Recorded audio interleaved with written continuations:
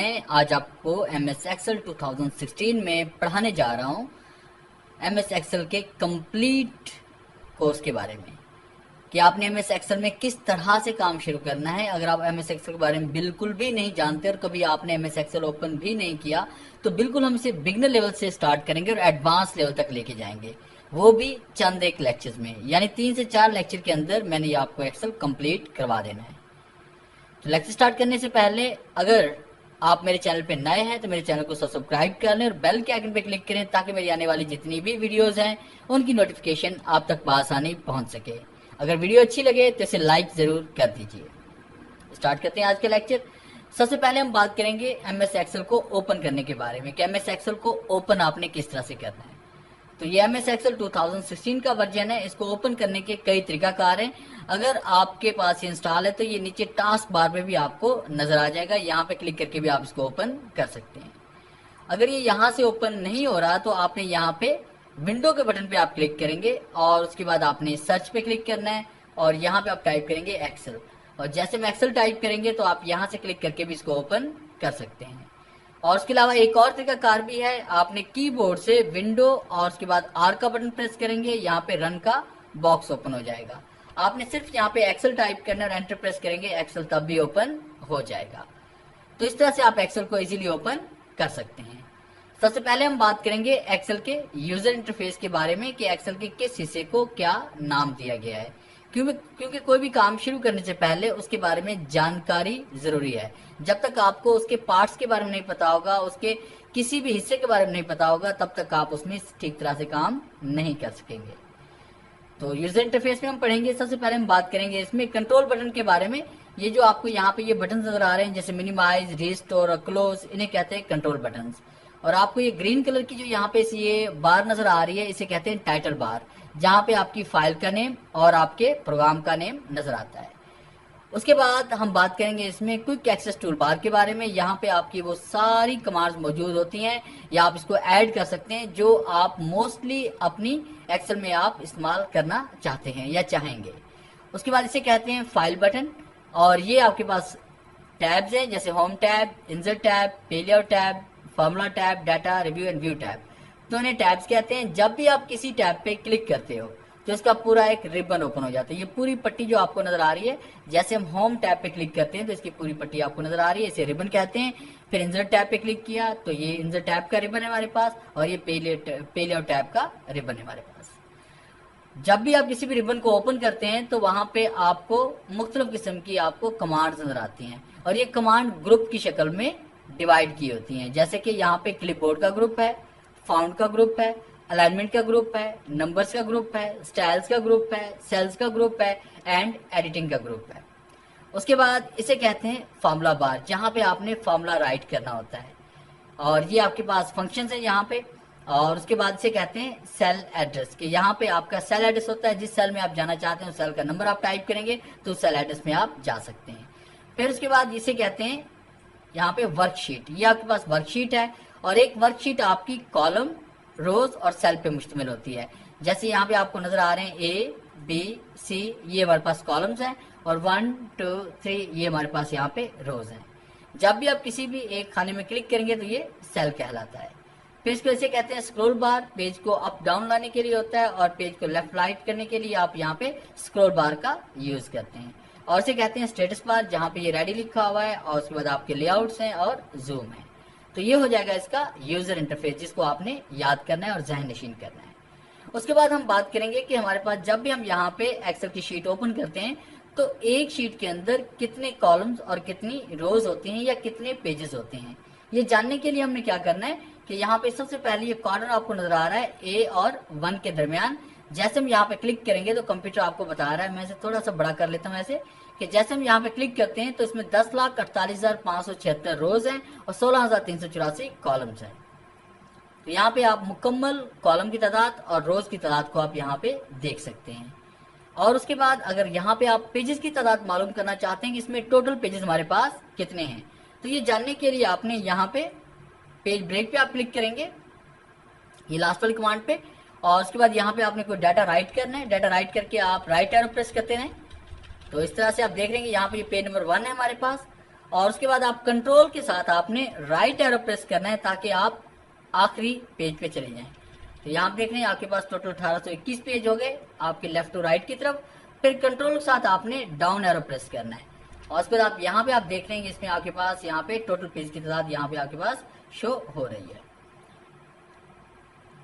इसमें 4,60,06,020 पेजेस आपके पास एक शीट के अंदर होते हैं और इस तरह की ना जाने कितनी शीट्स आप यहाँ पे खुद क्रिएट कर सकते हैं। और उसके बाद पेज को नॉर्मल हालत में लाने के लिए आपने यहाँ पे नॉर्मल पे क्लिक करना है। तो इस तरह से आप यहाँ पे कॉलम की तादाद और पेजेस की तादाद और रोज की तादाद आप यहाँ पे मालूम कर सकते हैं। यूजर इंटरफेस के बाद हम बात करेंगे इसमें फाइल बटन के बारे में कि जैसे हम फाइल बटन पे क्लिक करेंगे तो इसमें फाइल से रेलेवेंट आपको तमाम कमांड्स यहाँ पे मिल जाती हैं। तो इसमें हम पढ़ेंगे कि हमने वर्कशीट किस तरह से बनानी है, यानी हम एक न्यू फाइल किस तरह से बनाते हैं, उस फाइल को आपने ओपन कैसे करना है, उसको क्लोज कैसे करते हैं, उसको सेव एज कैसे करना है, आपने पासवर्ड कैसे लगाना है, प्रिंट कैसे करते हैं, उसके बाद से पीडीएफ में कन्वर्ट कैसे करना है और उसके अलावा आप इसको एग्जिट कैसे करेंगे। तो ये तमाम कमांड्स अभी हम पढ़ने वाले हैं। तो सबसे पहले हम फाइल पे क्लिक करेंगे, इस फाइल को यहाँ से हम क्लोज कर लेते हैं और एक न्यू फाइल क्रिएट करते हैं।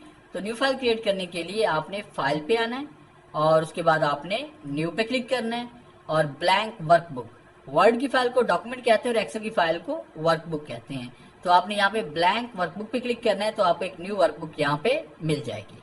उसके बाद आपने यहाँ पे कुछ भी टाइप करना है, जैसे मैंने यहाँ पे लिखा नेम, टैब का इस्तेमाल किया, क्लास टैब का यूज करें, रोल नंबर टैब का यूज किया, subject tab, marks tab, total tab and obtain tab and उसके बाद रिजल्ट टैब का यूज कर लिया। इस तरह से कोई भी डाटा आप यहाँ पे टाइप कर लें। डाटा टाइप करने के बाद आपने इस फाइल को अब सेव करना है, तो सेव करने के लिए फाइल पे आएंगे और उसके बाद आपने सेव पे क्लिक करना है और उसके बाद आपने यहाँ पे डेस्कटॉप पे सेव करना चाहते हैं तो आप यहाँ पे क्लिक करें और ब्राउज पे क्लिक करके आप अपने उस पाथ में चले जाएं, उस ड्राइव में चले जाएं या उस फोल्डर में चले जाएं जहां पे आप डाटा को सेव करना चाहते हैं। जैसे कि मैं यहाँ पे डी ड्राइव में या सी ड्राइव में डाटा को सेव कर रहा हूँ। तो सी ड्राइव में डाटा को कभी भी वैसे सेव नहीं करते क्योंकि सी ड्राइव के अंदर आपकी विंडो होती है और विंडो जब भी क्रैप्ट होती है तो सी ड्राइव में डाटा आपका जाया हो जाता है। तो फाइल को हम सेव करते हैं इसमें किसी और लॉजिकल ड्राइव में, जैसे डी ड्राइव मेरे पास है। आपने न्यू फोल्डर पे क्लिक करना है और उसके बाद यहाँ पे एक्सेल 2016 का मैं फोल्डर बना रहा हूँ और उसके बाद मैंने यहाँ पे इसको नाम दिया माई न्यू फाइल कर लेते हैं और यहाँ पे सेव करते हैं, एंटर प्रेस करते हैं तो फाइल आपकी सेव हो जाएगी।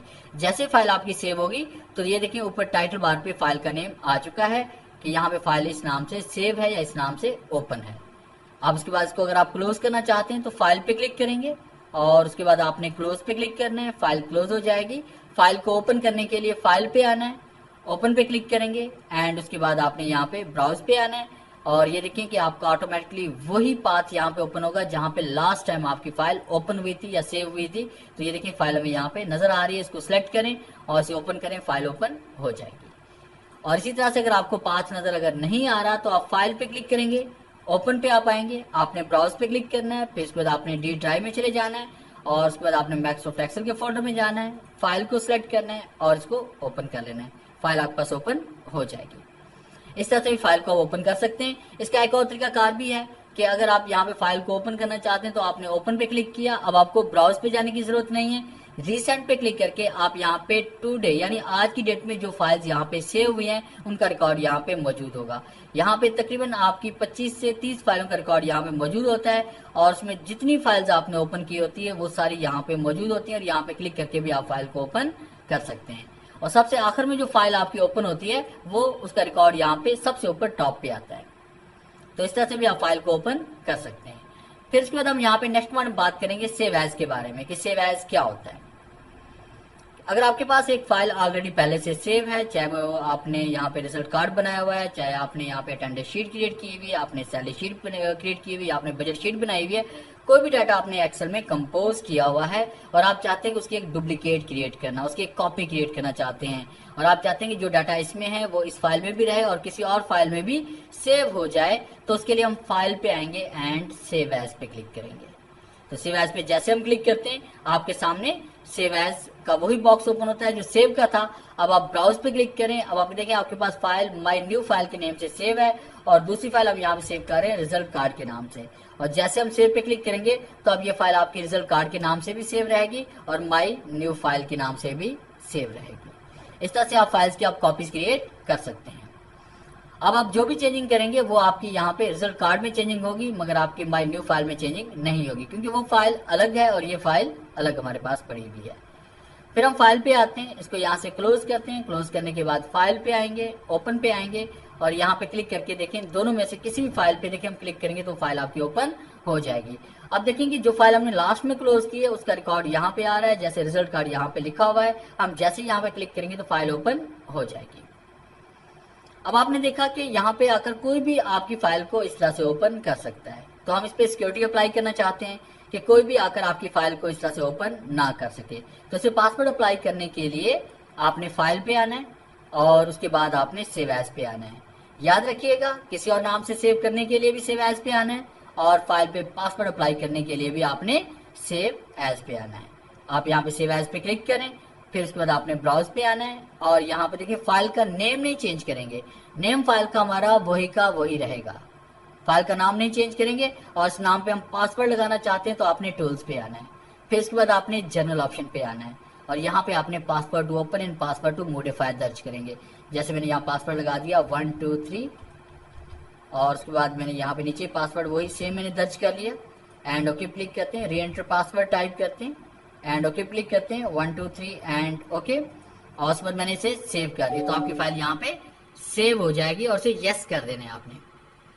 अब उसके बाद यहाँ पे देखिए कि आपका पासवर्ड अप्लाई हो चुका है, पासवर्ड को हम सेव भी कर चुके हैं। अब इस फाइल को एक बार आपने क्लोज करना है ताकि हम इस फाइल को दोबारा ओपन करके चेक कर सकें कि आया कि इसमें पासवर्ड अप्लाई भी हुआ है कि नहीं। आप जैसे रिजल्ट कार्ड पे क्लिक करेंगे तो आपके सामने यहाँ पे देखिए फाइल बिना पासवर्ड के ओपन नहीं हो रही। तो आपने यहाँ पासवर्ड एंटर करना है। अगर आप दुरुस्त पासवर्ड एंटर करेंगे तभी फाइल ओपन होगी, जैसे 1 2 3 और उसके बाद मैंने ओके क्लिक कर दिया। फिर इसके बाद 1 2 3 और मैंने एंटर प्रेस कर लिया या ओके क्लिक किया तो आपकी फाइल ओपन हो जाएगी। और अगर आप कोई रॉन्ग पासवर्ड टाइप करते हैं, जैसे मैंने यहाँ पे फाइल को क्लोज किया, फाइल पे आते हैं, ओपन पे आते हैं, फाइल को सिलेक्ट करते हैं 1 2 3 4 5 6 7 8 9 मैंने रॉन्ग पासवर्ड टाइप किया और उसके बाद ओके क्लिक किया तो आप देखिए यहाँ पे the password you supplied is not correct. तो यहाँ देखिए आपकी फाइल का पासवर्ड जो है ना ये करेक्ट नहीं है, तो आपने दुरुस्त पासवर्ड टाइप करके आप फाइल को ओपन कर सकते हैं। जैसे 1 2 3 एंटर 1 2 3 एंटर प्रेस करें, फाइल ओपन हो जाएगी। तो इस तरह से आप पासवर्ड अप्लाई कर सकते हैं। और उसके बाद अगर आप पासवर्ड को चेंज करना चाहते हैं या पासवर्ड को आप रिमूव करना चाहते हैं तो आपने सेव एज पे आना है दोबारा। फिर इसके बाद आप ब्राउज पे जाएंगे और उसके बाद आपने टूल्स पे आना है एंड जनरल ऑप्शन पे क्लिक करेंगे। तो पासवर्ड को यहाँ पे हम डिलीट करके नया पासवर्ड भी यहाँ पे लिख सकते हैं। और पासवर्ड को यहाँ से डिलीट करने के बाद नया पासवर्ड अगर नहीं लिखना चाहते, पासवर्ड को रिमूव करना चाहते हैं तो खत्म कर दें, आप ओके क्लिक करें एंड सेव कर लें। याद रखिएगा पासवर्ड अप्लाई करने के बाद भी फाइल को सेव करना है, पासवर्ड चेंज करने के बाद भी सेव करेंगे और पासवर्ड रिमूव करने के बाद भी आपने फाइल को सेव करना है ताकि की गई तब्दीलियां उसके साथ ही सेव हो जाए।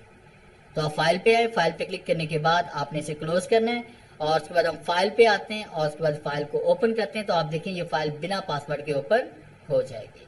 तो इस तरह से हम पासवर्ड को अप्लाई एंड रिमूव या चेंज भी कर सकते हैं।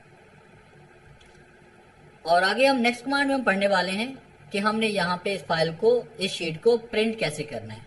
तो प्रिंट करने के लिए आपने फाइल पे आना है और उसके बाद आप प्रिंट पे क्लिक करेंगे या कीबोर्ड से आप कंट्रोल P प्रेस करेंगे। तो फिलहाल हम प्रिंट पे क्लिक करते हैं। आपके सामने जैसे हम प्रिंट पे क्लिक करते हैं तो ये देखिए आपके सामने इस तरह से ये दो बॉक्सेस ओपन हो जाएंगे, एक प्रिंट सेटिंग का है और दूसरा प्रिंट प्रीव्यू का है। तो प्रिंट प्रीव्यू में आप देख रहे हैं कि आपका यहाँ पे जो डाटा जिस तरह से प्रिंट होगा वो यहाँ पे नजर आ रहा है। तो यहाँ पे आपको कोई लाइन आपको नजर नहीं आ रही, क्योंकि जब तक हम बॉर्डर अप्लाई नहीं करेंगे एक्सेल में तब तक आपकी लाइंस प्रिंट नहीं होती। हम स्केप प्रेस करते हैं तो यहाँ पे लाइंस आपको नजर आ रही हैं। ये सारी ग्रिड लाइंस है, ये इलेक्ट्रॉनिक सेल्स हैं, ये बाहर तो आपको नजर आते हैं मगर आप जैसे इसको प्रिंट करते हैं ये प्रिंट में नजर नहीं आते जब तक आप इसमें बॉर्डर अप्लाई नहीं करते। तो बॉर्डर के बारे में आगे हम कुछ देर के बाद आगे पढ़ने वाले हैं। तो फिलहाल कंट्रोल P प्रेस करते हैं या फाइल और प्रिंट पे क्लिक करते हैं तो हमारे सामने ये बॉक्स ओपन होगा। तो ये आपका प्रिंट प्रीव्यू है कि आपका पेज प्रिंट होने के बाद इस तरह से प्रिंट होगा। और उसके बाद हम बात करेंगे कॉपीज के बारे में कि इस पेज की कितनी कॉपीज हमें चाहिए। तो यहाँ पे नंबर ऑफ कॉपीज की आप तादाद दर्ज करें। जैसे मुझे यहाँ पे 3 कॉपीज इसकी चाहिए और उसके बाद जैसे मैं प्रिंट पे क्लिक करूंगा तो इस पेज की 3 कॉपीज प्रिंट हो जाएंगे। और प्रिंटर में हमने यहाँ से वो प्रिंटर सेलेक्ट करना है जिस प्रिंटर से आप पेज को प्रिंट करना चाहते हैं। यानी आपके कंप्यूटर के साथ जो प्रिंटर भी अटैच होगा, जैसे वो एचपी का है, कैनन का है, सैमसंग का है, कलर है, ब्लैक एंड व्हाइट है, लेजर जेट है, कोई भी प्रिंटर आपके पास है, उस प्रिंटर का जो भी मॉडल होगा वो आपको यहाँ पे नजर आएगा। फिलहाल मेरे पास यहाँ पे कोई प्रिंटर अटैच नहीं है। अगर कोई प्रिंटर अटैच होता तो यहाँ पे उस प्रिंटर का नेम आता। आपने उस प्रिंटर को यहाँ पे सिलेक्ट करना है जिस प्रिंटर से आप पेज को प्रिंट करना चाहते हैं, चाहे वो कलर प्रिंटर हो या फिर ब्लैक एंड व्हाइट हो। उसके बाद हम यहाँ पे इसमें आएंगे सेटिंग पे। हम प्रिंट एक्टिव शीट का मतलब ये होगा कि जो एक्टिव शीट आपके पास है सिर्फ वही प्रिंट होगी। जैसे शीट नंबर 1, शीट नंबर 2 या शीट नंबर 3 होती है, उसमें जो एक्टिव शीट होगी वही आपकी प्रिंट होगी। प्रिंट इंटायर वर्कबुक में ये होगा कि आपके पास जितनी भी शीट्स हैं उनमें आपका जितना भी डाटा है वो सारा आपका प्रिंट हो जाएगा।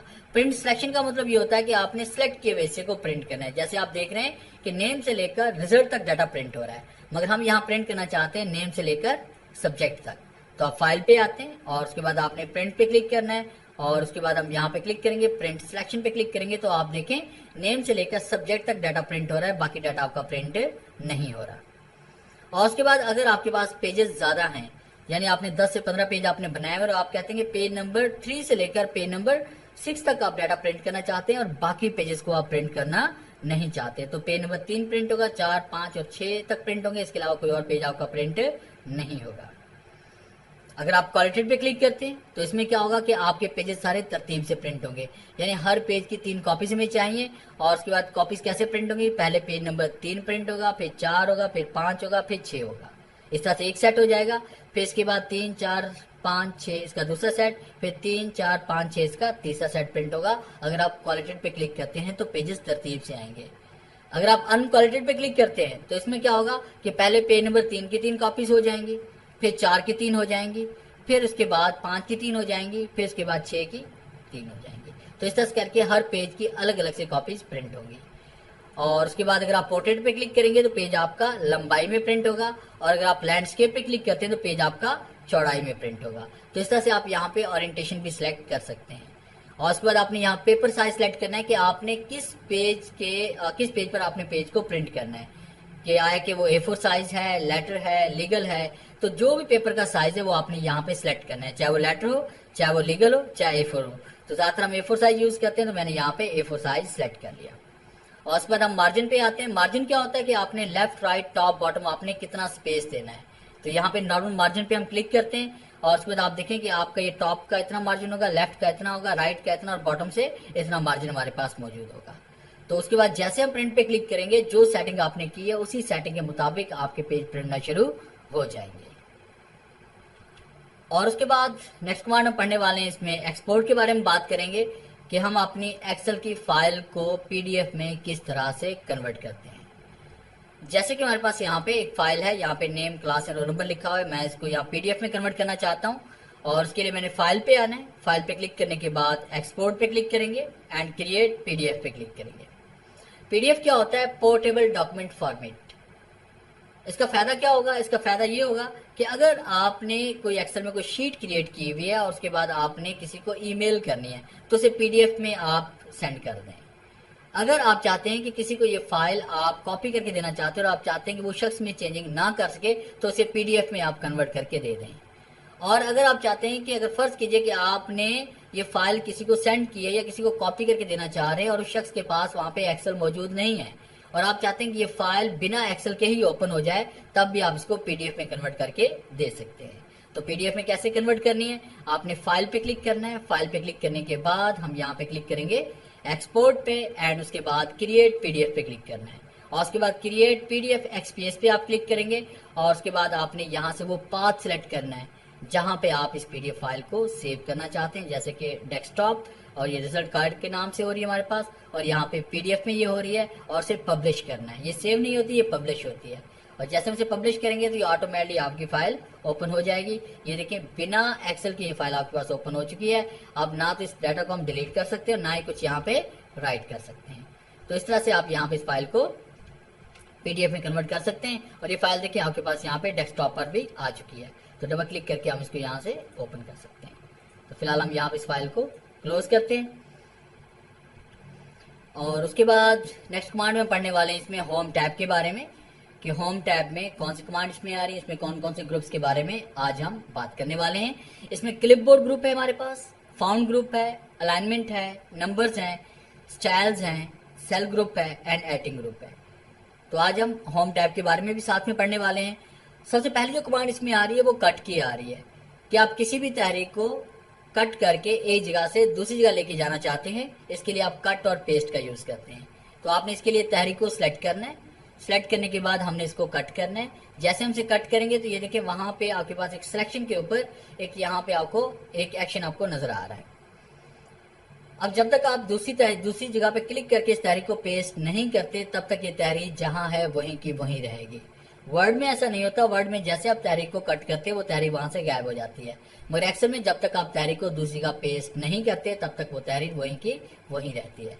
और जैसे आप पेस्ट पे क्लिक करते हैं तो ये तहरीर एक जगह से दूसरी जगह शिफ्ट हो जाती है।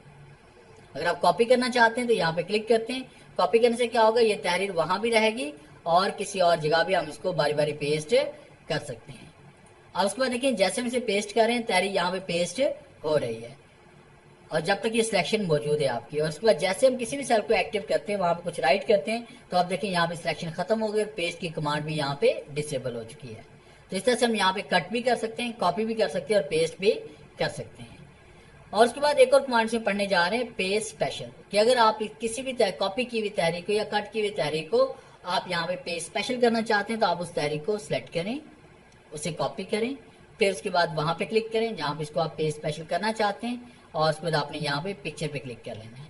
और जैसे हम क्लिक करते हैं तो ये देखिए आपकी ये तस्वीरी शक्ल में यहाँ पे पेस्ट हो जाएगी।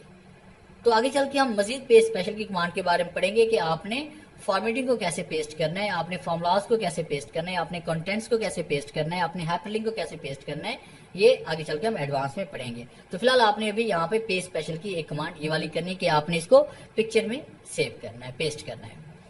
उसके बाद नेक्स्ट कमांड हम पढ़ने वाले हैं यहाँ पे फॉर्मेट पेंटर।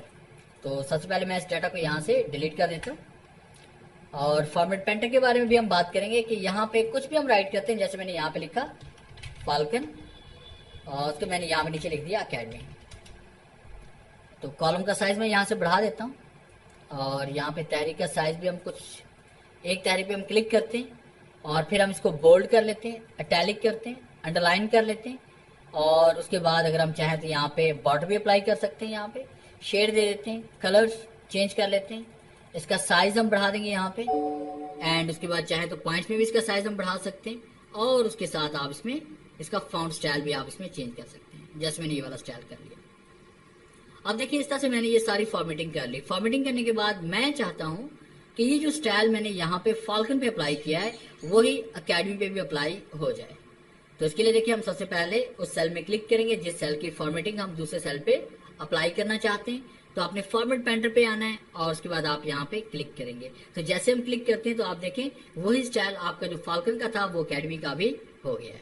तो इस तरह से यहाँ पे हम फॉर्मेटिंग भी कर सकते हैं। और उसके बाद नेक्स्ट कमांड इसमें हमारे पास यहाँ पे कि हमने अलाइनमेंट कैसे अप्लाई करनी है सेल के ऊपर। और ये कमांड तो अभी मैं आपको पढ़ा चुका हूँ कि हमने बोल्ड करना है, इटैलिक करना है, अंडरलाइन करना है। अगर आप बॉर्डर अप्लाई करना चाहते हैं तो आप देखें तमाम सेल्स को आप सेलेक्ट करें जिन सेल्स पे आप बॉर्डर अप्लाई करना चाहते हैं। आप ऑल बॉर्डर पे क्लिक करें, कंट्रोल पी प्रेस करें और उसके बाद जैसे हम कंट्रोल पी प्रेस करते हैं तो आप देखें यहाँ पे आपका ये बॉर्डर प्रिंट हो रहा है। और उसके साथ यहाँ से हम शेड दे सकते हैं कि तमाम सेल को हम सिलेक्ट करेंगे, सिलेक्ट करके आप यहाँ से इसमें शेड अप्लाई कर सकते हैं। और उसके बाद अगर तहरीर का साइज कम करना चाहते हैं यहाँ से हम कम कर सकते हैं, यहाँ से हम इसको बढ़ा भी सकते हैं और यहाँ से डायरेक्ट हम पॉइंट में साइज कम या ज्यादा कर सकते हैं। और उसके बाद यहाँ से हम इसका फॉन्ट स्टाइल हम चेंज कर सकते हैं। तो ये आपने यहाँ से करना है। उसके बाद नेक्स्ट पॉइंट हम पढ़ने वाले हैं इसमें अलाइनमेंट के बारे में कि आपने सेल के अंदर लिखी हुई तहरीर पे आपने अलाइनमेंट किस तरह से अप्लाई करनी है। तो अलाइनमेंट अप्लाई करने के लिए देखिए यहाँ मैं एक और शीट बना लेता हूँ यहाँ पे और उसके बाद मैंने यहाँ पे कुछ डाटा राइट किया। जैसे मैंने यहाँ पे लिखा ऑब्टेन मार्क्स। ऑब्टेन मार्क्स लिखने के बाद देखिए यहाँ से इसका साइज बढ़ा देते हैं। अब उसके बाद यहाँ पे हम क्लिक करेंगे रैप टेक्स्ट पे। ये देखिए मैं इसको थोड़ा सा कम कर लेता हूँ। रैप टेक्स्ट पे हम क्लिक करते हैं तो तहरीर देखिए आपकी 2 लाइनों में तकसीम हो चुकी है। अगर आप ऐसे भी नहीं करना चाहते तो यहाँ पे आप इस तरह से कर लेंगे जैसे आपने यहाँ पे ऑब्टेन लिखा और उसके बाद इसके नीचे एक और लाइन लिखने के लिए आपने कीबोर्ड से आल्ट का बटन प्रेस करना है और उसके साथ एंटर प्रेस करें और यहाँ पे आप मार्क्स लिख दें। अब देखिए आपने ऑब्टेन मार्क्स लिखा, एक ही सेल के अंदर 2 लाइनों में लिखा गया। उसके बाद जैसे मैंने यहाँ पे टोटल मार्क्स लिखा, टोटल लिख लिया और रिजल्ट मैंने यहाँ पे टाइप कर लिया। अब ये तहरीर मेरे पास यहाँ पे आ रही है बॉटम में, तो अगर हम इसको यहाँ पे सेंटर करते हैं तो ये लेफ्ट राइट सेंटर हो रहा है सेल का, यानी मौजूदा करंट पोजीशन का। अगर आप बिल्कुल आप तहरीर को सेंटर में लेके जाना चाहते हैं तो आपने यहाँ पे, मैं इसका जूम थोड़ा सा बढ़ा देता हूँ,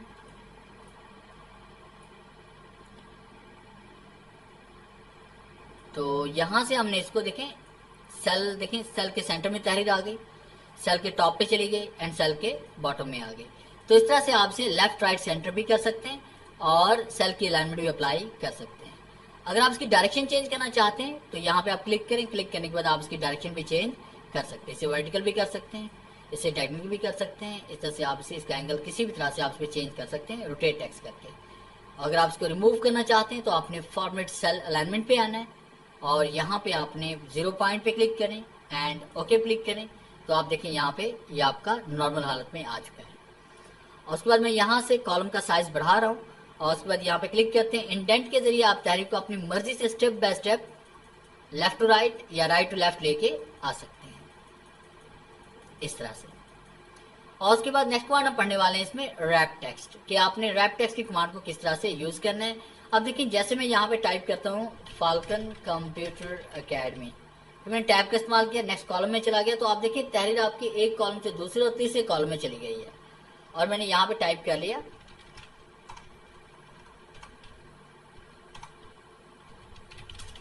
ऑफिस मैनेजमेंट, टैब का इस्तेमाल किया, MS एक्सेल शीट। अब देखिए सारा डाटा यहाँ पे जो भी लिखा गया आपका लेफ्ट टू राइट, वो एक सेल से दूसरे सेल में जा रहा है। अब जैसे यहाँ पे रैप टेक्स्ट पे क्लिक करेंगे तो आप देखें आपकी तहरीर उसी सेल में है, मगर तहरीर देखिए लेफ्ट टू राइट नहीं जा रही, टॉप टू बॉटम की तरफ आ गई, यानी उसी सेल के अंदर वो एडजस्ट हो गई। तो फाल्कन कंप्यूटर एकेडमी आपका लिखा गया, ऑफिस मैनेजमेंट लिखा गया एंड MS एक्सेल शीट आपका लिखा गया। तो इस तरह से आप इसको सेट कर सकते हैं। उसके बाद नेक्स्ट पॉइंट हम पढ़ने वाले हैं मर्ज के बारे में। तो यहाँ पे एक न्यू शीट हम लेते हैं और उसके बाद मैं इसका जूम यहाँ से बढ़ा देता हूँ। यहाँ मैंने डाटा टाइप किया, जैसे मैंने यहाँ लिखा फाल्कन कंप्यूटर एकेडमी, और उसके बाद मैं चाहता हूँ कि ये तहरीर यहाँ मर्ज हो जाए, ये तमाम सेल इस तहरीर के साथ मर्ज हो जाए। तो उसके बाद पहली कमांड जो इसमें आ रही है वो कौन सी है, मर्ज एंड सेंटर। तो जैसे हम मर्ज एंड सेंटर पे क्लिक करेंगे तो तहरीर आपकी मर्ज भी हो जाएगी, तो सेल आपके मर्ज भी हो जाएंगे और सेंटर में भी आ जाएंगे। अगर आप यहाँ पे क्लिक करते हैं अनमर्ज पे तो क्या होगा, दोबारा से अनमर्ज हो जाएगा। और उसके बाद एक और कमांड हम पढ़ने वाले हैं इसमें मर्ज अक्रॉस। मर्ज अक्रॉस कि अगर आपके पास एक से ज्यादा शीट्स पे आपने रोज को मर्ज करना है, जैसे शीट नंबर 4 है आपके पास, 5 है और 6 है हमारे पास, और हम चाहते हैं कि यहाँ पे ये जितने भी शीट्स हैं उनके ये पहली जो रो हमारे पास है इसकी ये सिलेक्ट की है सेल जो जितने हमारे पास हैं ये सारे के सारे मर्ज हो जाएं। तो आपने यहाँ पे इस तरह से तमाम सेल्स को आपने सिलेक्ट करना है और कंट्रोल प्रेस करना है कीबोर्ड से, और शीट नंबर 4, 5 या 6 पे क्लिक करेंगे जिन जिन शीट्स को आप मर्ज करना चाहते हैं। उसके बाद आपने मर्ज अक्रॉस पे क्लिक करना है। तो आप देखें ये देखिए ये हमारे पास मर्ज हो चुका है। शीट नंबर 4 में देखें ये मर्ज हो चुका है हमारे पास, यहाँ पे मैं इसका जूम बढ़ा के दिखा देता हूँ आपको, देखिए ये मर्ज हो चुका है। शीट नंबर 5 भी मर्ज हो चुकी है और शीट नंबर 6 भी मर्ज हो चुकी है। अगर आप इसे अनमर्ज करना चाहते हो तो यहाँ पे क्लिक करें, अनमर्ज पे क्लिक करें, तो sheet number 5, sheet number 4 and sheet number 3 unmerge हो चुकी है। और उसके बाद इसमें एक और कमांड इसमें आ रही है, जैसे मैंने यहाँ पे टाइप किया MS एक्सेल, और उसके बाद मैं चाहता हूँ कि यहाँ पे मर्ज हो मगर सेंटर ना हो, तो यहाँ पे क्लिक करें। क्लिक करने के बाद आपने मर्ज सेल्स पे क्लिक करना है। तो ये आपका मर्ज हुआ है मगर सेंटर नहीं हुआ। तो इस तरह से आप यहाँ पे मर्ज इन सेंटर कर सकते हैं, मर्ज अक्रॉस कर सकते हैं, मर्ज सेल्स कर सकते हैं और अनमर्ज आपसे कर सकते हैं। उसके बाद नेक्स्ट कमांड हम पढ़ने वाले हैं इसमें नंबर्स के बारे में, कि आपने यहाँ पे नंबर की फॉर्मेटिंग अगर आप चेंज करना चाहते हैं तो जैसे हम शीट पे आते हैं और उसके बाद मैंने यहाँ पे कुछ नंबर टाइप किए, जैसे 500, 200, 100, 500। ये अब इसको मैं यहाँ पे किसी भी करेंसी में अगर मैं कन्वर्ट करना चाहता हूँ, जैसे कि मैंने यहाँ पे डॉलर पे क्लिक कर लिया, और उसके बाद अगर से परसेंटेज में करना चाहते हैं परसेंटेज में आ जाएगा। उसके बाद इसमें यहाँ पे दरमियान में हम कॉमा स्टाइल भी दे सकते हैं। यहाँ पे आप डेसिमल इंक्रीज भी कर सकते हैं, पॉइंट के बाद आप 0 बढ़ा सकते हैं और 0 को कम भी कर सकते हैं। और उसके अलावा अगर आप डॉलर के अलावा यहाँ पे किसी भी कंट्री की आप यहाँ पे करेंसी का वो सिंबल देना चाहते हैं, जिस तरह हम यहाँ पे पाकिस्तान की करेंसी का यहाँ पे सिंबल देना चाहते हैं जैसे कि PKR है, तो आप यहाँ पे क्लिक करें। क्लिक करने के बाद आपने मोर नंबर्स पे क्लिक करना है या आपने करेंसी पे क्लिक करना है। तो उसके बाद हम यहाँ पे क्लिक करेंगे मोर नंबर्स पे, और मोर नंबर पे क्लिक करने के बाद आपने यहाँ पे क्लिक करना है इसमें करेंसी पे, और उसके बाद करेंसी में आपने सिंबल्स पे आना है, और यहाँ पे आप अपनी उस कंट्री की आपने उस कंट्री का नेम टाइप करना है, उस कंट्री की करेंसी आपने टाइप करनी है। जिस तरह पाकिस्तानी करेंसी हमारे पास है PKR, तो जैसे मैंने PKR टाइप किया तो ये देखिए नीचे नजर आ रहा है, यहाँ पे क्लिक किया एंड ओके क्लिक किया तो आप देखिए यहाँ पे PKR लिखा गया। अब जो भी वैल्यू आप यहाँ पे टाइप करेंगे वो PKR में ही लिखी जाएगी, यानी पाकिस्तान रुपीज में ही लिखी जाएगी। तो इस तरह से आप इसको यहाँ पे किसी भी करेंसी में चेंज कर सकते हैं। अगर आप इसको रिमूव करना चाहते हो तो आप इसको सिलेक्ट करें। सिलेक्ट करने के बाद यहाँ पे हम क्लिक करेंगे एंड जर्नल पे क्लिक करेंगे तो आपका ये रिमूव भी हो जाएगा। और नेक्स्ट कमांड हम पढ़ने वाले हैं इसमें कंडीशनल फॉर्मेटिंग, कि हमने कंडीशनल फॉर्मेटिंग किस तरह से अप्लाई करनी है। मौजूदा कंडीशन को देखते हुए आपने रिजल्ट किस तरह से शो करवाने हैं, यानी कौन सी वैल्यू अगर कम है, ज्यादा है या इक्वल है, उसको आपने किस तरह से किस कलर में आपने शो करवाना है। तो ये सब कुछ हम कंडीशनल फॉर्मेटिंग में पढ़ेंगे। तो शीट नंबर 7 या 7 पे हम आते हैं इसमें, और जूम इसका मैं यहाँ से बढ़ा लेता हूँ इस तरह से। तो सबसे पहले हम बात करेंगे इसमें हाईलाइट रूल्स के बारे में, कि जैसे फर्ज कीजिए कि हमारे पास यहाँ पे मैंने नेम लिखा हुआ है और उसके बाद मैंने यहाँ पे मार्क्स लिखे हुए हैं, और उसके बाद मैं चाहता हूँ कि यहाँ पे मेरे पास जितने भी स्टूडेंट्स के नंबर्स हैं अगर वो 33 से कम हैं तो वो फेल है और वो रेड कलर में शो हो, अगर वो 33 या 33 से अबव हैं तो वो पास हैं, वो ब्लैक कलर में शो हो। तो आपने सबसे पहले यहाँ पे कुछ नंबर्स हम टाइप कर लेते हैं, जैसे मैंने यहाँ पे 25, 65, 35 ये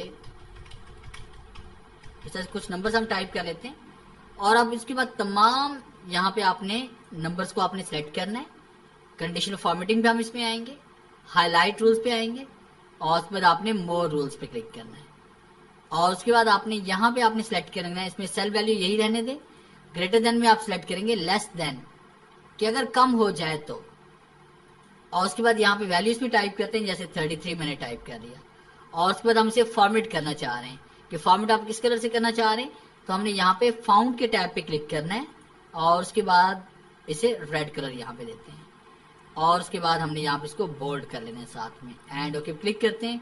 और ओके क्लिक करते हैं तो आप देखिए यहाँ पे जो लोग जिन लोगों के मार्क्स 33 से कम थे वो रेड कलर में आ रहे हैं, इसका मतलब है ये फेल है। यहाँ पे किसी भी नंबर को अगर हम 33 से कम करते हैं तो देखिए यहाँ पे वो रेड कलर में शो हो रहा है। तो इस तरह से आप यहाँ पे फॉर्मेटिंग कर सकते हैं। और उसके अलावा भी इसमें बहुत सारी कमांड्स हैं, जैसे कि हम यहाँ पे कंडीशनल फॉर्मेटिंग पे इसमें आते हैं, और उसके बाद आपने यहाँ पे ग्रेटर देन हमारे पास है, ग्रेटर देन में हमने यहाँ पे टाइप किया 70, कि 70 से ऊपर हमारे पास यहाँ पे कितने यहाँ पे लोग हैं जिन्होंने 70 से ऊपर नंबर हासिल किए, वो सब हमारे पास एक ही बंदा है जिसमें 85 मार्क्स हासिल किए हैं। इस तरह से अगर यहाँ पे टाइप करते हैं कि इसमें 55 से अबव कितने लोगों ने नंबर हासिल किए हैं, तो यहाँ पे 1 2 3 4 ऐसे लोग हैं जिन्होंने 55 से ऊपर नंबर हासिल किए हैं।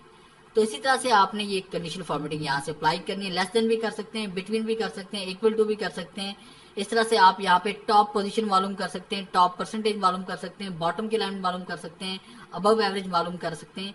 तो यहाँ पे क्लिक करके जैसे टॉप 10 अलाइनमेंट हमारे पास है इसमें, तो टॉप 10 आइटम में हमने यहाँ पे नंबर 3 मैंने टाइप किया, तो टॉप 3 पोजीशन ये है हमारे पास 65, 85 एंड 65।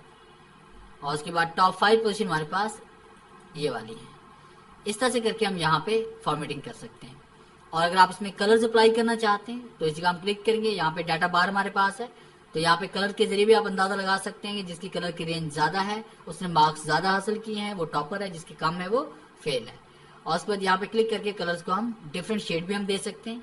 इस तरह आइकन हमारे पास है, अब जिनके एरोज ऊपर की तरफ जा रहे हैं इसका मतलब ये हुआ कि वो पास हैं, जिनके नीचे की तरफ आ रहे हैं इसका मतलब क्या हुआ, वो फेल है। इस तरह यहाँ से हम सिग्नल दे सकते हैं, जिनका सिग्नल 2 या 2 से ऊपर जा रहे हैं वो पास है, जिनके सिग्नल 1 आ रहे हैं इसका मतलब क्या हुआ, वो फेल है। तो इस तरह से करके हम फॉर्मेटिंग इसमें अप्लाई कर सकते हैं। और उसके बाद नेक्स्ट पॉइंट इसमें आ रही है फॉर्मेट एज टेबल, कि आपने फॉर्मेटिंग करनी है इसमें टेबल की तरह। तो आपने यहाँ पे एक और शीट यहाँ पे इंसर्ट करते हैं, इसका जूम हम बढ़ा लेते हैं, इस तरह से। और उसके बाद कोई भी डाटा हम यहाँ पे टाइप करते हैं, जैसे मैंने यहाँ पे नेम लिखा और उसको मैंने टाइप करी यहाँ पे फादर्स नेम, और उसको मैंने टाइप कर लिया कॉन्टैक्ट नंबर, उसको मैंने टाइप कर लिया सिटी, और उसको मैंने टाइप कर लिया अमाउंट।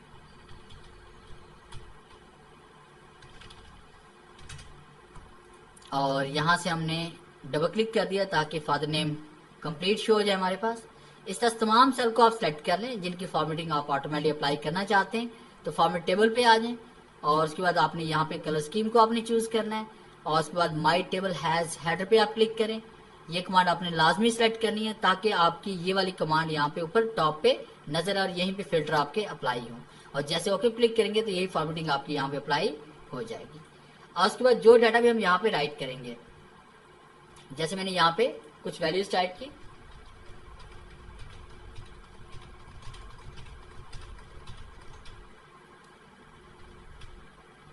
अब देखिए वैल्यूज मैंने यहाँ पे टाइप कर लिए। वैल्यू टाइप करने के बाद अब जैसे ही आप टेबल के अंदर क्लिक करेंगे तो यहाँ पे एक न्यू टैब हमारे पास ओपन हुआ है डिजाइन का। आपने डिजाइन पे क्लिक किया हुआ है।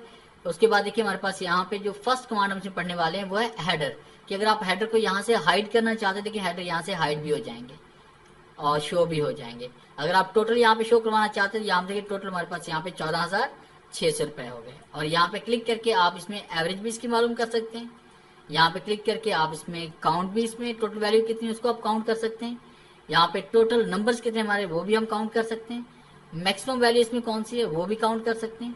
मिनिमम वैल्यू कौन सी है हमारे पास, उसके बाद जमा वगैरह भी हम इसमें कर सकते हैं और बाकी फॉर्मूलाज भी इसमें अप्लाई कर सकते हैं मोर फंक्शन पे क्लिक करके।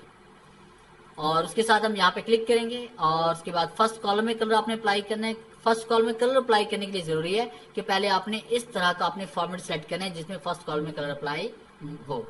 अब जैसे यहाँ पे क्लिक करेंगे हाइड हो जाएगा और शो हो जाएगा। इस तरह से लास्ट कॉलम में अप्लाई हो जाएगा और ये रिमूव हो जाएगा। इस तरह से बैंडेड कॉलम में यानी एक के बाद दूसरे कॉलम में ये अप्लाई होगा और यहाँ से रिमूव हो जाएगा। और ये हमारे पास फिल्टर बटन है, फिल्टर बटन यहाँ से हाइड हो जाएंगे और शो हो जाएंगे। इस तरह से हाइड एंड शो हम इसको कर सकते हैं। कलर स्कीम चेंज करना चाहते हैं तो यहाँ पे क्लिक करके आप कलर स्कीम को चेंज कर सकते हैं, अपनी मर्जी से कोई भी कलर यहाँ पे अप्लाई कर लें। तो इस तरह से आप इसमें फॉर्मेटिंग भी कर सकते हैं। अगर आप इसको डिलीट करना चाहते हैं तो तमाम सेल को सिलेक्ट करें और कीबोर्ड से डिलीट का बटन प्रेस करें, ये आपका सारा डाटा यहाँ से डिलीट हो जाएगा। उसके बाद नेक्स्ट कमांड हम पढ़ने जा रहे हैं इसमें स्टाइल के बारे में, कि आपने स्टाइल किस तरह से अप्लाई करने हैं, कलर स्कीम्स आपने किस तरह से अप्लाई करनी है। आपके पास जो डाटा यहाँ पे लिखा हुआ है उसको आपने गुड, बैड, न्यूट्रल, कैलकुलेशन के लिए, नोट्स के लिए या लिंक्स के लिए आप कौन कौन से यहाँ पे फॉर्मेटिंग कर सकते हैं। जैसे कि मैंने यहाँ पे टाइप कर लिया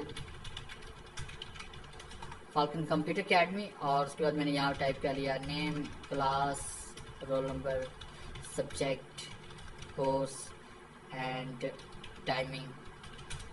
तो इस तरह से हमने ये डाटा यहाँ पे टाइप किया। डाटा टाइप करने के बाद अगर आप यहाँ पे कलर अप्लाई करना चाहते हैं, जैसे यहाँ पे देखिए हमने बैड दे दिया, बैड कलर यहाँ से शो करवाएंगे, ये नॉर्मल हो जाएगा, ये गुड कलर है, ये न्यूट्रल है, ये कैलकुलेशन के लिए होगा, ये नोट्स वगैरह बनाने के लिए होगा और ये लिंक कलर हमारे पास है। तो इस तरह से क्लिक करके आप इसमें कोई भी कलर यहाँ पे अप्लाई कर सकते हैं और चाहें तो इसकी रेंज आप यहाँ से परसेंटेज में बढ़ा सकते हैं थीम सेल स्टाइल से। यहाँ क्लिक करके 20%, 40%, 60% या 100% भी आप इसको कर सकते हैं। तो एक कलर स्कीम आपने यहाँ से अप्लाई करनी है। उसके बाद नेक्स्ट पॉइंट हम पढ़ने वाले हैं इसमें इंसर्ट में सेल इंसर्ट करने के बारे में, रो इंसर्ट करने के बारे में एंड कॉलम इंसर्ट करने के बारे में और शीट इंसर्ट करने के बारे में, कि किस तरह से हमने यहाँ पे सेल, शीट, कॉलम एंड रोज को इंसर्ट करना है। अब देखिए हमारे पास यहाँ पे कुछ डाटा लिखा हुआ है, जैसे मैंने यहाँ पे नेम और क्लास में टाइप किया। अब इसी का मुझे एक न्यू सेल चाहिए तो इंसर्ट पे आना है। इंसर्ट पे क्लिक करने के बाद हम यहाँ पे सेल पे क्लिक करेंगे और उसके बाद जैसे मौके क्लिक करेंगे तो यहाँ पे एक न्यू सेल आपको मिल जाएगा। अगर आप इंसर्ट पे आते हैं, इंसर्ट रो पे क्लिक करते हैं तो यहाँ पे एक रो आपको मिल जाएगी। अगर आप इंसर्ट पे आते हैं, इंसर्ट कॉलम पे क्लिक करते हैं तो यहाँ पे एक न्यू कॉलम आपको मिल जाएगा। अगर आप इंसर्ट पे आते हैं, इंसर्ट शीट पे क्लिक करते हैं तो आप देखिए यहाँ पे आपको शीट नंबर 10 मिल जाएगी। तो इस तरह से हम यहाँ पे कॉलम, रो, सेल्स और शीट को इंसर्ट कर सकते हैं। अगर आप डिलीट करना चाहते हैं किसी भी सेल को, जैसे मैंने यहाँ पे सब्जेक्ट मार्क्स टोटल लिख दिया। अब उसको इस सेल को हम डिलीट करना चाहते हैं तो हमने यहाँ पे डिलीट पे क्लिक किया, सेल पे क्लिक किया और ओके क्लिक किया तो सेल डिलीट हो जाएगा। इस तरह से अगर हम यहाँ पे रो को डिलीट करना चाहते हैं तो सब्जेक्ट, मार्क्स एंड टोटल, ये तमाम आपके सेल रो डिलीट हो जाएगी। और उसके बाद अगर आप कॉलम को डिलीट करना चाहते हैं, जिस तरह मैंने यहाँ पे कुछ डाटा लिखा हुआ है, नेम, और यहाँ पे टाइप कर लेते हैं जाहिद मुनीर एंड गोपाल। और उसके बाद अगर हम इस पूरे कॉलम को डिलीट करना चाहते हैं तो आपने डिलीट पे आना है एंड डिलीट कॉलम पे क्लिक करें, पूरा कॉलम आपका डिलीट हो जाएगा। इसी तरह से अगर आप शीट को डिलीट करना चाहते हैं तो आपने डिलीट शीट पे क्लिक करना है और उसके बाद डिलीट पे आप क्लिक करेंगे तो ये शीट आपकी हमेशा के लिए डिलीट हो जाएगी, अंडू करने से भी ये वापस नहीं आएगी। तो इस तरह से हम यहाँ पे डिलीट भी कर सकते हैं। उसके बाद नेक्स्ट पॉइंट हम पढ़ने वाले हैं इसमें फॉर्मेट के बारे में कि आपने फॉर्मेटिंग किस तरह से करनी है। तो यहाँ से देखिए हम टेक्स्ट टाइप करते हैं, जैसे मैंने बल्कि टेक्स्ट सेल को हम सिलेक्ट करते हैं और सेल को सिलेक्ट करने के बाद आपने फॉर्मेट पे आना है और उसके बाद हम बात करेंगे रोज हाइट के बारे में कि आप रोज की हाइट को बढ़ाना चाहते हैं। जैसे हमारे पास रो 1 है, 2 है, 3 है, 4 है, इनको सिलेक्ट करने के बाद आपने फॉर्मेट पे आना है, रो हाइट पे आप आएंगे, 15 की बजाय हमसे कह लेते हैं 30, तो आप देखिए यहाँ पे रो की हाइट बढ़ जाएगी।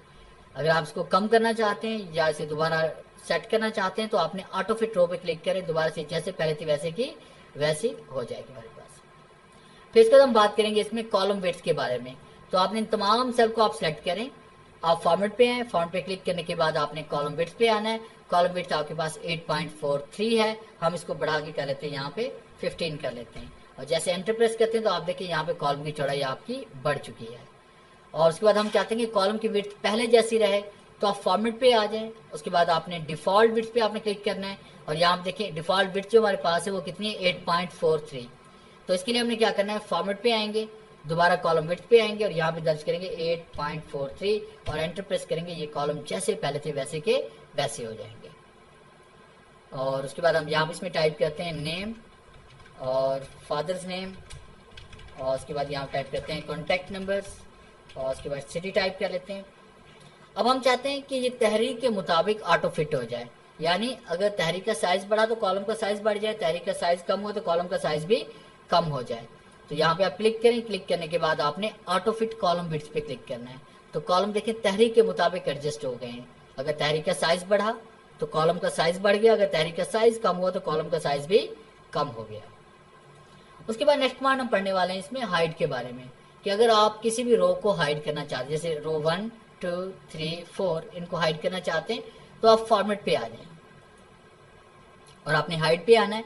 हाइड रोज पे क्लिक करेंगे तो आप देखें 1 से लेकर 4 तक आपकी रोज हाइड हो चुकी हैं। अनहाइड करना चाहते हैं तो हाइड पे क्लिक करें एंड अनहाइड रोज पे क्लिक करें, दोबारा रोज शो हो जाएगी। इस तरह कॉलम ए, बी और सी को हम हाइड करना चाहते हैं तो आपने फॉर्मेट पे आना है, हाइड पे आना है, उसके बाद आपने हाइड कॉलम पे क्लिक करना है तो ए, बी, सी कॉलम आपके पास हाइड हो चुका है। अनहाइड करना चाहते हैं तो आपने अनहाइड पे क्लिक करना है, यहाँ पे अनहाइड कॉलम पे क्लिक करें, ये दोबारा से शो हो जाएंगे। उसके बाद नेक्स्ट कमांड जिसमें आ रही है वो है हाइड शीट, कि आप पूरी शीट को हाइड करना चाहते हैं। इस तरह एक शीट मैंने हाइड की, फिर मैंने यहाँ पे क्लिक किया, दोबारा मैंने हाइड, यहाँ पे एक और शीट मैंने हाइड कर दी, तो इस तरह 2 शीट्स को मैं हाइड कर चुका हूँ। अनहाइड करने के लिए आपने फॉर्मेट पे आना है, उसके बाद आपने यहाँ पे क्लिक करना है इसमें अनहाइड शीट पे और उसके बाद आपने शीट को सिलेक्ट करना है और ओके क्लिक करेंगे तो आपकी शीट अनहाइड हो जाएगी। फिर नेक्स्ट पॉइंट हम पढ़ेंगे इसमें रीनेम के बारे में। अब देखिए यहाँ पे हमारे पास शीट नंबर 10 आ रहा है या शीट नंबर 7 है हमारे पास या शीट नंबर 6 है, तो उसको रीनेम करने के लिए आपने रीनेम पे क्लिक करना है और यहाँ पे इसको नाम देते हैं और यहाँ पे हमने नाम देना है, जैसे मैंने इसको नाम दे दिया यहाँ पे कॉन्टैक्ट शीट के नाम से। तो आप देखिए यहाँ से इस तरह से हम रीनेम भी कर सकते हैं, यानी जिस शीट को आप अगर रीनेम करना चाहते हैं उस शीट को आपने ओपन करना है, उस पर क्लिक करना है, फिर उसके बाद आपने फॉर्मेट पे आना है और रीनेम पे क्लिक करना है और इसको यहाँ पे हम नाम दे सकते हैं, जैसे मैंने इसको नाम दिया रिजल्ट कार्ड। तो इसका फायदा ये होगा कि आपको यहाँ पे पता चल सकेगा कि किस शीट में किस तरह का डाटा मौजूद है। तो इस तरह से हम रीनेम इसे कर सकते हैं। और उसके बाद नेक्स्ट कमांड हम पढ़ने वाले हैं इसमें मूव और कॉपी शीट, कि अगर आपने एक शीट पहले से बनाई हुई और वैसी एक और शीट आप क्रिएट करना चाहते हैं तो इसके लिए आपने यहाँ पे मूव और कॉपी शीट का आपने यूज करना है, कि आप सेम उसकी कॉपी बनाना चाहते हैं ताकि ओरिजिनल शीट जैसे वैसे की वैसी रहे और वैसे इसकी एक कॉपी बन जाए। तो मूव और कॉपी शीट पे आप क्लिक करें और उसके बाद देखिए हम यहाँ पे बनाना चाहते हैं कॉन्टैक्ट शीट की यहाँ पे कॉपी, तो कॉन्टैक्ट शीट पे आप क्लिक करें, क्रिएट अ कॉपी क्लिक करें एंड ओके। सर देखिए यहाँ पे हमारे पास कॉन्टैक्ट शीट 1 है और इसके बाद ये कॉन्टैक्ट शीट 2 है हमारे पास। तो ये ओरिजिनल है और ये इसकी डुप्लीकेट है। तो इस तरह से आप डुप्लीकेट क्रिएट कर सकते हैं। और उसके बाद नेक्स्ट कमांड हम पढ़ने जा रहे हैं इसमें टैब कलर के बारे में, कि अगर आपने किसी भी टैब को यहाँ पे कलर देना है, जैसे मैंने इस टैब को कलर दिया और उसके बाद यहाँ पे क्लिक करते हैं। क्लिक करने के बाद टैब कलर पे क्लिक किया, जैसे मैंने यहाँ पे इसको ग्रीन कलर दे दिया। तो जैसे कि हम यहाँ पढ़ चुके हैं कि good colour, neutral colour, notes या कैलकुलेशन, तो इस तरह से आप यहाँ पे शीट को भी, टैब को भी आप कलर दे सकते हैं। और नेक्स्ट कमांड में पढ़ने वाले हैं इसमें प्रोटेक्ट शीट के बारे में, कि आपने शीट पे प्रोटेक्शन अप्लाई करनी है ताकि आपकी शीट के अंदर कोई भी इसमें चेंजिंग ना कर पाए, इसमें कोई भी डाटा ऐड ना कर पाए। तो इसके लिए हम प्रोटेक्ट शीट पे क्लिक करते हैं और यहाँ पासवर्ड टाइप करते हैं, जैसे 1 2 3 एंटर प्रेस करते हैं, 1 2 3 एंटर प्रेस करते हैं। और देखिए यहाँ पे कुछ भी अगर हम राइट करेंगे तो यहाँ पे लिखा नहीं जाएगा, कुछ भी अगर डिलीट करेंगे तो यहाँ से डिलीट भी नहीं होगा। तो इस तरह से आप यहाँ प्रोटेक्शन अप्लाई कर सकते हैं। फाइल ओपन जरूर होगी, पढ़ी जरूर जाएगी, मगर इसमें चेंजिंग नहीं होगी। तो आप यहाँ पे क्लिक करें, अनप्रोटेक्ट शीट पे क्लिक करें, पासवर्ड 1 2 3 हम टाइप करते हैं, एंटर प्रेस करते हैं। तो देखिए यहाँ पे आपका ये अप्लाई हो गया है। और उसके बाद हम यहाँ पे नेक्स्ट कमांड में बात करेंगे इसमें ऑटो सम के बारे में, कि ऑटो सम हमने किस तरह से अप्लाई करना है इसमें। जैसे मैंने यहाँ पे वैल्यूज कुछ टाइप कर ली, जैसे 500, 200, 500, 400, इन सबको अगर आप जमा करना चाहते हैं तो आपने यहाँ पे ऑटो सम पे आना है। सम पे क्लिक करें, एंटर प्रेस करें, तो आप देखिए यहाँ पे 2100 इसमें जवाब इसमें आ रहा है। और उसके साथ और भी बहुत सारे फॉर्मूलाज हैं, जैसे यहाँ पे एवरेज है, आप यहाँ पे एंटर प्रेस करें, इसमें एवरेज हमारे पास 420 इसमें आ रही है। और इसी तरह से फिर हम यहाँ पे क्लिक करते हैं, इसमें काउंट नंबर्स के टोटल नंबर्स हमारे पास कितने 5 हैं। किसी एक नंबर को हम डिलीट करें तो यहाँ पे टोटल हमारे पास नंबर हो जाएंगे 4। तो इस तरह से आप यहाँ पे काउंट भी कर सकते हैं कि आपके पास टोटल नंबर्स कितने हैं। फिर हम यहाँ पे क्लिक करते हैं, मैक्सिमम के सबसे बड़ी वैल्यू इसमें कौन सी है, तो यहाँ 500 सबसे बड़ी वैल्यू है। सबसे छोटी वैल्यू अगर मालूम करना चाहते हैं तो यहाँ पे मिनिमम पे क्लिक करते हैं और एंटर प्रेस करते हैं। तो यहाँ पे देखिए 200 हमारे पास सबसे मिनिमम वैल्यू है।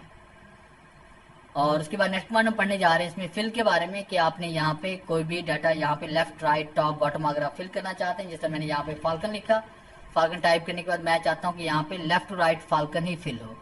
तो आपने नेम के साथ बाकी उन तमाम सेल को सिलेक्ट कर लें जिनमें आप फाल्कन लिखना चाहते हैं। आप राइट पे क्लिक करें, देखिए फाल्कन राइट की तरफ फिल हो गया। इसी तरह से इसको हम सिलेक्ट करके नीचे की तरफ लेके आते हैं।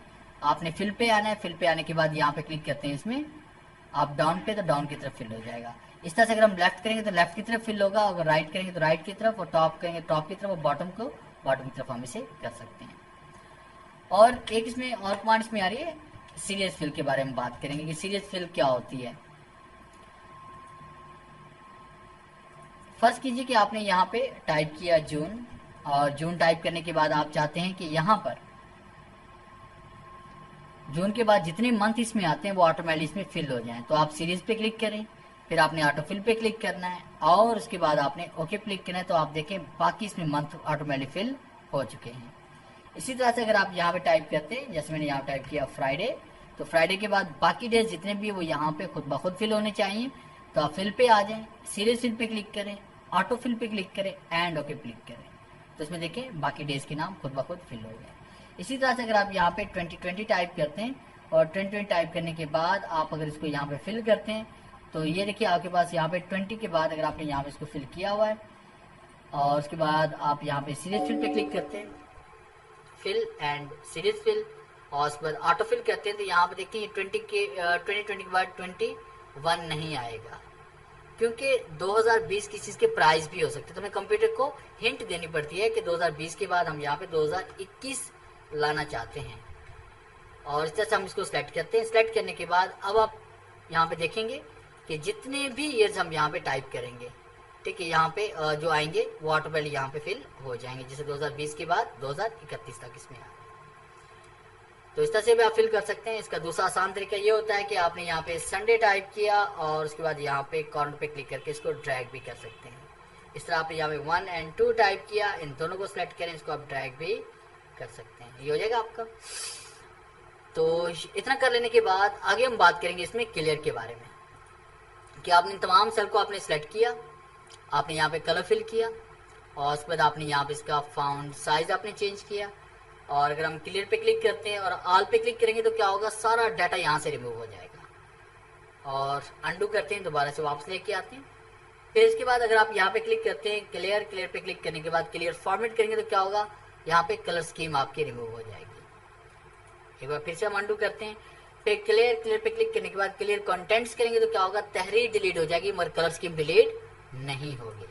तो इसी तरह से कमेंट्स और हाइपर लिंक को भी हम डिलीट कर सकते हैं।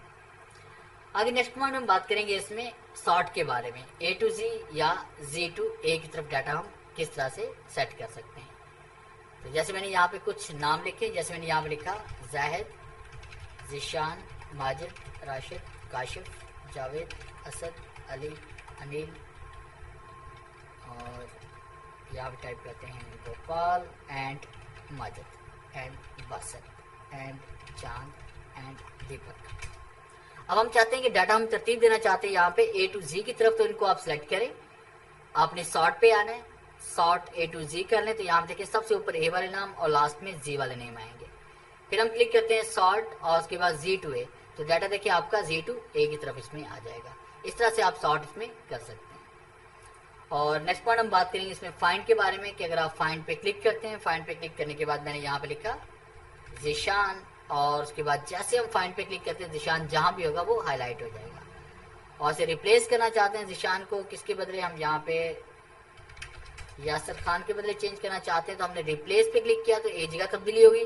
रिप्लेस ऑल पे क्लिक करेंगे तो जहाँ जहाँ ज़ीशान लिखा होगा ओपन फाइल में वहाँ पे चेंजिंग हो जाएगी। तो रिप्लेस करते हैं तो आप देखें ज़ीशान की बजाय यहाँ पे यासर खान लिखा गया। और उसके बाद नेक्स्ट कमांड इसमें आ रही है गो टू, जिसमें हम बात करेंगे फॉर्मूलाज के बारे में, कमेंट्स, कंडीशनल फॉर्मेटिंग, कांस्टेंट्स और उसके बाद डाटा वैलिडेशन। ये कुछ कमांड ऐसी हैं जो हम कुछ पढ़ चुके हैं और कुछ अभी पढ़ने वाले हैं। तो इसमें अगर आप फॉर्मूलाज पे जाना चाहते हैं तो सिर्फ आपने फॉर्मूलाज पे क्लिक करना है, तो आपके फॉर्मूला जहाँ जहाँ भी ऐड होंगे, जैसे मैंने यहाँ पे कुछ वैल्यूज टाइप कर ली और उसके बाद मैंने यहाँ पे फॉर्मूला इसमें ऐड कर लिया। जैसे एक फॉर्मूला ये है हमारे पास, और फिर इसके बाद दूसरा फॉर्मूला ये है हमारे पास, फिर मैंने यहाँ कुछ और वैल्यूज इसमें टाइप कर ली और यहाँ पे तीसरा फॉर्मूला हमारे पास ये वाला आ गया। तो 3 फॉर्मूलाज हमारे पास है। हम फॉर्मूलाज पे जाना चाहते हैं तो जैसे हमने फॉर्मूलाज पे क्लिक किया तो आप देखें यहाँ पे जहाँ जहाँ फॉर्मूलाज लिखे हुए थे वो यहाँ पे हाईलाइट हो चुके हैं। अगर आप सिर्फ वैल्यूज पे जाना चाहते हैं तो आपने यहाँ पे क्लिक करना है, कांस्टेंट्स पे आप क्लिक करेंगे तो आप देखिए सिर्फ आपकी वैल्यू सिलेक्ट हो रही है बट फॉर्मूला आपका सिलेक्ट नहीं हो रहा है। तो इस तरह से आप यहाँ पे इन कमांड को यूज करते हुए आप डाटा वैलिडेशन पे, कांस्टेंट्स पे, कंडीशनल फॉर्मेटिंग पे आप जा सकते हैं। क्योंकि अभी हम लोगों ने डाटा वैलिडेशन और उसके बाद कमेंट्स के बारे में अभी नहीं पढ़ा, ये आगे चल के हम पढ़ेंगे। तो ये था हमारा आज का लेक्चर MS एक्सेल के बारे में, जिसमें मैंने कोशिश की कि मैक्सिमम आपको इस लेक्चर में मैं पढ़ा दूं। तो आगे नेक्स्ट लेक्चर में हम बात करेंगे इसमें इंसर्ट और पेज लेआउट के बारे में। इस लेक्चर से रेलेवेंट अगर आपके माइंड में कोई भी सवाल है तो आप कमेंट्स में ज़रूर पूछें।